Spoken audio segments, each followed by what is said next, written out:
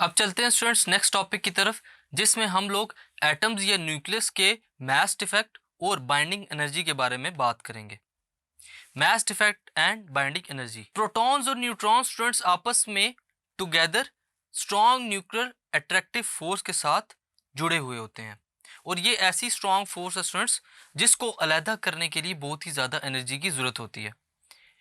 Students, ये जो strong force हमारे पास प्रोटॉन्स और न्यूट्रॉन्स के अंदर पाई जाती है, ये क्या करती है? प्रोटॉन्स और न्यूट्रॉन्स को एक दूसरे से दूर जाने से रोकती है। इस एनर्जी को कम करने के लिए हम लोग कुछ वर्क डन करते हैं, और वो जो वर्क डन होता है स्टूडेंट्स, वो स्ट्रॉन्ग न्यूक्लियर फोर्स को कम करता है। सो इसी बिना पर स्टूडेंट्स, जो वर्क डन हमें चाहिए होता है, जो एनर्जी हमें ज़रूरत होती है क्या करने के लिए? प्रोटॉन्स और न्यूट्रॉन्स को आपस में सेपरेट करने के लिए। हम फर्ज करते हैं कि एक एटम है, उसके न्यूक्लियस के अंदर 4 पार्टिकल्स हैं, 2 प्रोटॉन 2 न्यूट्रॉन, जो दोनों आपस में स्ट्रॉन्ग न्यूक्लियर फोर्स के साथ जुड़े हुए हैं। अब हम लोगों को उन जो चार्जेस हैं स्टूडेंट्स, प्रोटॉन और न्यूट्रॉन्स, उनको अलहदा करने के लिए वर्क डन या एनर्जी की ज़रूरत होती है। वो जो वर्क डन या एनर्जी होती है स्टूडेंट्स हमारे पास न्यूक्लियस के अंदर प्रेजेंट पार्टिकल्स को आपस में अलहदा करने के लिए, वो क्या कहलाती है हमारे पास? Binding energy of the nucleus. The binding energy of the nucleus can be calculated from the mass defect. अब अगर हम लोग यहाँ पे मास डिफेक्ट की बात करें स्टूडेंट्स, तो मास डिफेक्ट क्या होता है कि फॉर एग्जांपल एक न्यूक्लियस है, एक एटम है, जिसके न्यूक्लियस के अंदर जो प्रोटॉन नंबर है वो 2 हैं, और न्यूट्रॉन नंबर जो है वो भी 2 हैं। यानी कि हमारे पास न्यूक्लियस के अंदर टोटल 4 पार्टिकल्स हैं, जो आपस में बड़े ही स्ट्रॉन्ग अट्रैक्टिव फोर्स के साथ बाउंडेड हैं और जुड़े हुए हैं। अगर हम लोग इन पार्टिकल्स को अलहदा करते हैं, तो हर पार्टिकल का अलहदा अलहदा मास होता है।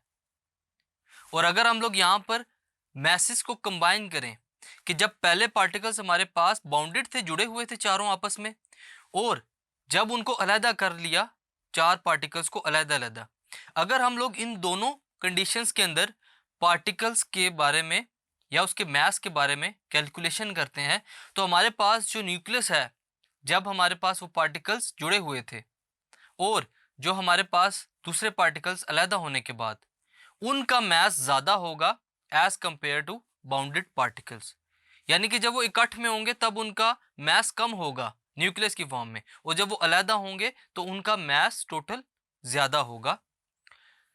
ये स्टूडेंट्स हमारे पास कंडीशन कहलाती है मास डिफेक्ट की, और इसी मास डिफेक्ट की कंडीशन को लेकर हम लोग कैलकुलेट करते हैं बाइंडिंग एनर्जी को।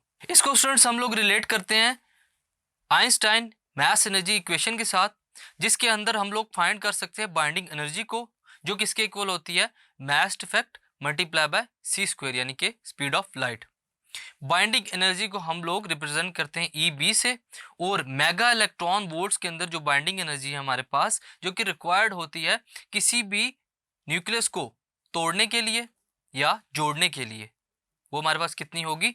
931 मल्टीप्लाई बाय मास डिफेक्ट, और इसके साथ जो मास डिफेक्ट है वो भी मल्टीप्लाई होगा, और इससे हम लोग मेगा इलेक्ट्रॉन वोल्ट्स की फॉर्म में वो बाइंडिंग एनर्जी को फाउंड कर सकते हैं स्टूडेंट्स, जो कि रिक्वायर्ड होती है न्यूक्लियस को या उसके पार्टिकल्स की बाउंडिंग को तोड़ने के लिए।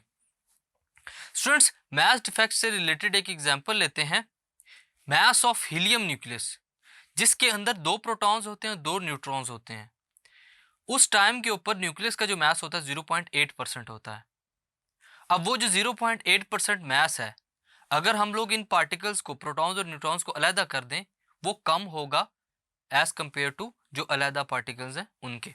सो अगर हम लोग मास डिफेक्ट को एक्यूरेटली कैलकुलेट करना चाहते हैं स्टूडेंट्स, तो हमारे पास जो फॉर्मूला गिवन है वो कितना? Delta m, which is equal to z m p plus bracket a minus z into m n minus m. अब ये हमारे पास क्या है? डेल्टा एम चूंकि हमारे पास मास डिफेक्ट है, एम पी हमारे पास मास ऑफ प्रोटॉन है, एम एन हमारे पास मास ऑफ इलेक्ट्रॉन है। सो स्टूडेंट्स, इस क्वांटिटी को हम लोग किस लिए यूज कर सकते हैं? To find the stability of nucleus. इससे हमें न्यूक्लियस की स्टेबिलिटी का पता चलता है। इसको हम लोग इजीली कैलकुलेट कर सकते हैं किसी भी न्यूक्लियस के लिए जिसका हमें मास नाउन हो, यानी कि मास न्यूक्लियस का पता होना लाजमी है। हमारे पास कुछ पॉइंट्स हैं रिलेटेड टू मास इफेक्ट्स वो क्या है? The mass effect in atomic mass unit, वो हमारे पास रिप्रेजेंट होता है delta m which is equal to z m p plus n m n minus M.